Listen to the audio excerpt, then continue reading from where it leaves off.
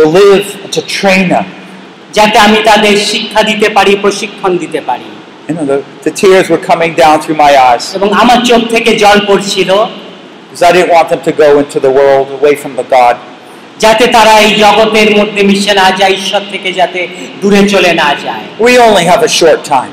আমাদের হাতে একটা সীমিত সময় থাকে। My children used to be so young, আমার বাচ্চারা তখন এত ছোট ছোট, one in each arm, you know, এবং দু হাতে দুজনকে কোলে নিয়ে maybe যায়। one up on my shoulders. একজন হয়তো কাঁধের ওপর চড়ে, I could wrestle with them, play with them on the floor. এবং মেঝেতে বসে তাদের সাথে আমি খেলাও করি।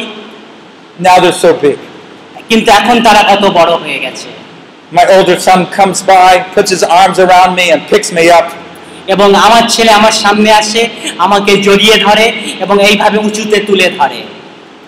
We only have a short time to show them God's love, আমাদের হাতে সীমিত সময় থাকে ঈশ্বরের প্রেম তাদের দেখানোর to জন্য, bring them God's truth ঈশ্বরের সত্যকে তাদের সামনে নিয়ে আসার জন্য, through our life and through our lips.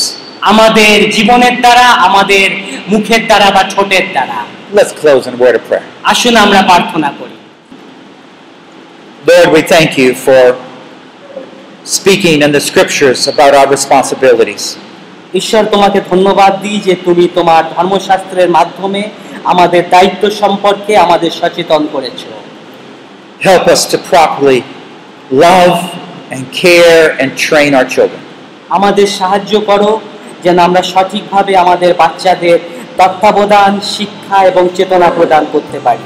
Lord, on one day they're sitting on our knees. এবং একদিন তারা তোমার সামনে হাঁটু গাড়বে, আমরা প্রত্যেকে। The next they're going off to school. এবং দ্বিতীয়টি স্কুলে যাবে। And then they're off. এবং তারপরে তারা তাদের নিজেদের ইয়েতেই চলবে।